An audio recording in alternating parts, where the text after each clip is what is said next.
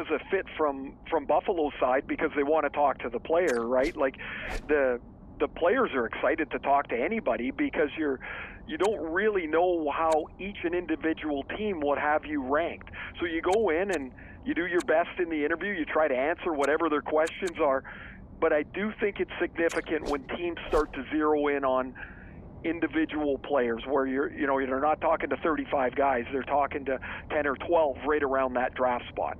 We'll wait and see as the plot continues to thicken. Thanks for this.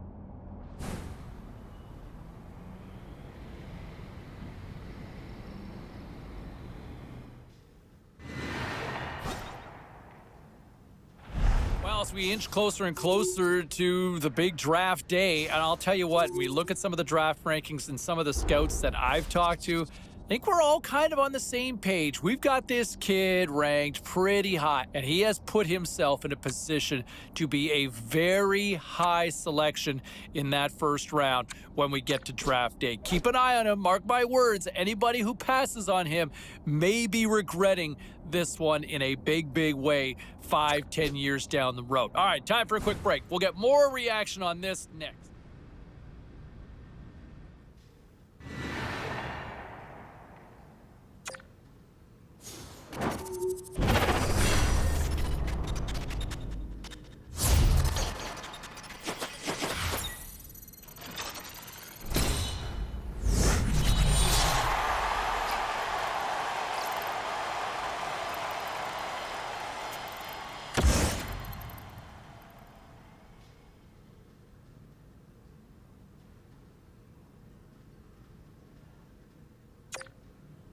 Continuing our conversation with Ray Ferraro here on the show, and man, that's got to be a nice moment for the kid getting drafted and hearing his name called.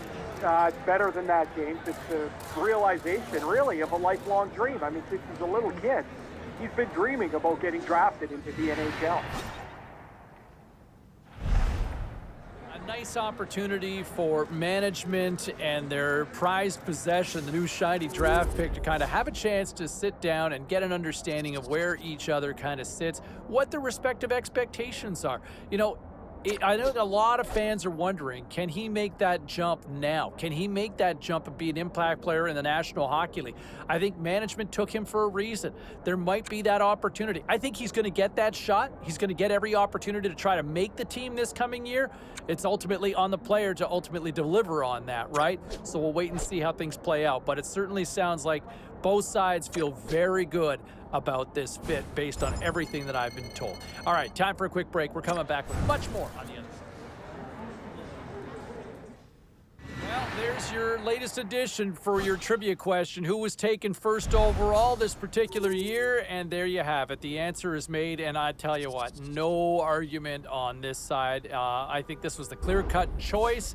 This kid checks all the boxes. And look, the term generational talent gets thrown around way too loosely these days, but I like what I see in this kid. He's got a chance to be a real franchise player, and this organization finally has something to really build around and take this franchise and give this fan base really something to cheer about. All right, we'll break down some of the other notable selections, and we'll do that next.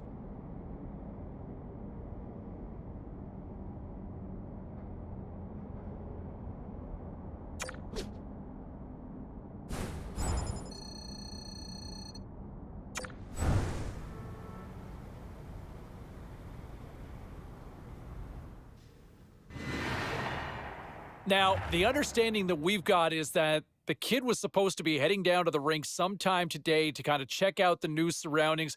This has got to be like the first day of school, Razor.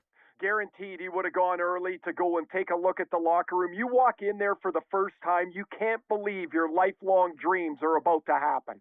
And when you're looking around, I'm assuming, is he thinking the nameplate might be up there? Oh, you're hoping, but, he's going to learn that those trainers don't miss very often. The jersey's ready. Your name has never looked so good as when it's on top of your stall.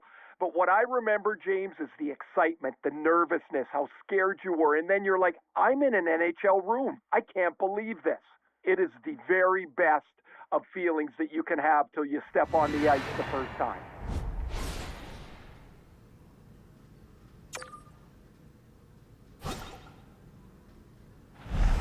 Signed, sealed, and delivered. Yes, the entry-level contract, better known technically as the ELC, yeah, you know me, is signed up, and now it's time to find out if he can live up to the hype. I think fans would love to see him make that jump to the opening night roster. Management would love to see it, and I know the kid has every intention of trying to crack it too. All right, enjoy it. The honeymoon's almost over because it's time to shine, and we'll find out in camp. All right, still to come here on the show, our conversation.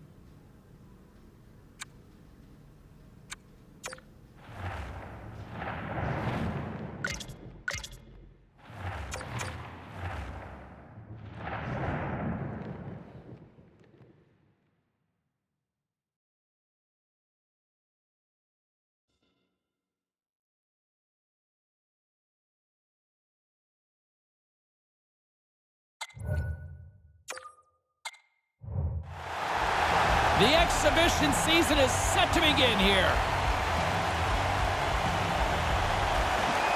And preseason officially underway with the opening faceoff.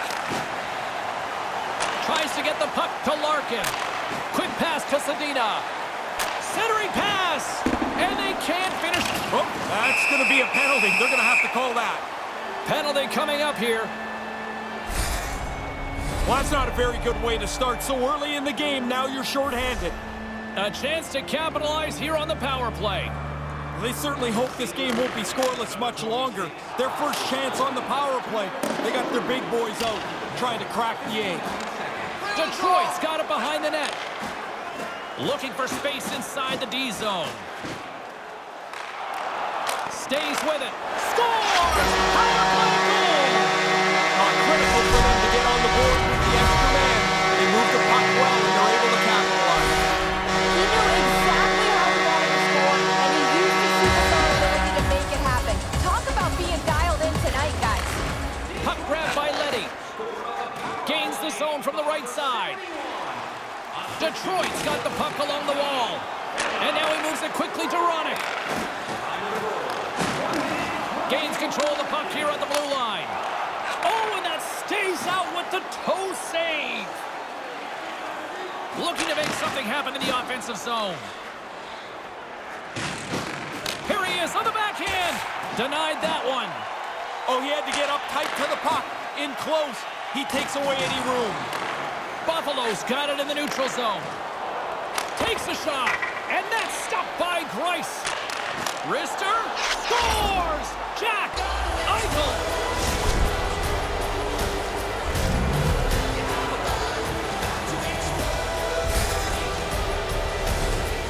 Goalie just can't keep up with him. He's close to the net, but he's still able to have enough room to beat the goaltender. Guys, we know that he's a part of the leadership group on this squad, and with his born leader superstar ability, he's given his team a huge boost after scoring that goal. Still lots of time left here in this frame. You can feel the energy in this crowd. It's a tie game. Zadina's got it along the wing. Hangs onto the puck. And that one's broken up. Justin's got it on the offensive end. Takes the puck at the point. That's moved up ahead. Oh, it just gets a piece of it. Grice really has a great way around the net. I love the way he plays. He scores! And the deadlock's been broken. Now you get a chance to control the pace of the game. It's tough to do it in a tie game. Now you've got the lead.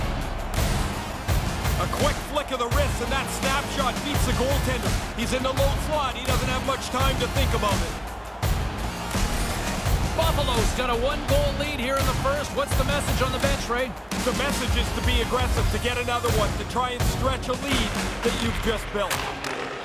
And they won't connect on that one. The Red Wings played along the wing, trying to clear the zone. And they get it out. Picked off by Cousins. Along the right side into the offensive zone. With the blast! What a stop as he puts out the fire!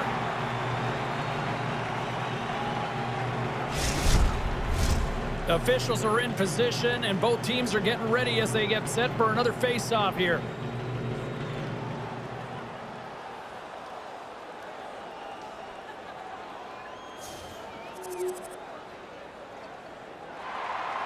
Past the midway mark in this period, Buffalo's really controlled the pace of play these last few minutes, leading by 2. Fabry's won it off the faceoff. Trying to engage a little physicality here. And scores! James, how many timeouts can you have? Because they need one now. They needed one before. And the way this is going, they're going to need one in a few minutes. Or they could use the ghost of Roger Nielsen to wave that white towel. He doesn't waste any time getting this puck off his stick. The snapshot beats the goaltender from the high slot.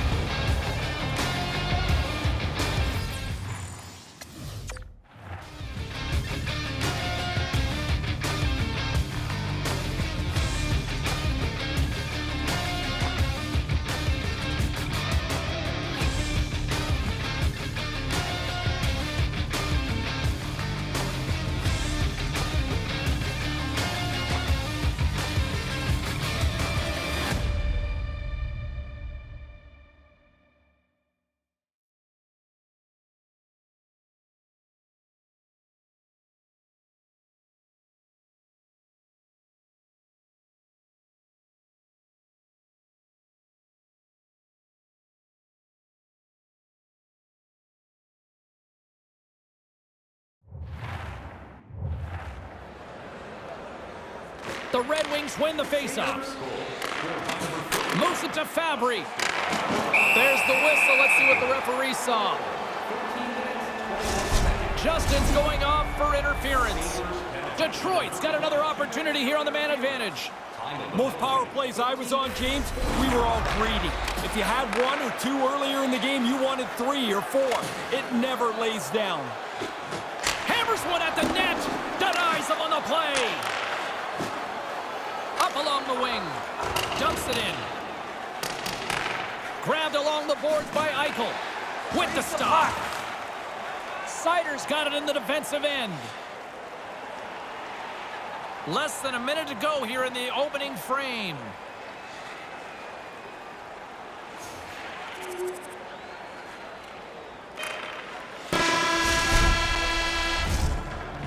And with the buzzer, that puts a bow on the first 20 minutes of play. We've got lots more still to come. Second period action next, right here.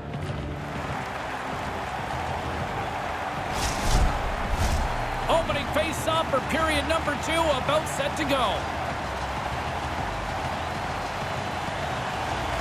Set to get underway here in the second period. We'll see if they can stop the bleeding. And we'll get a face-off after the offside call.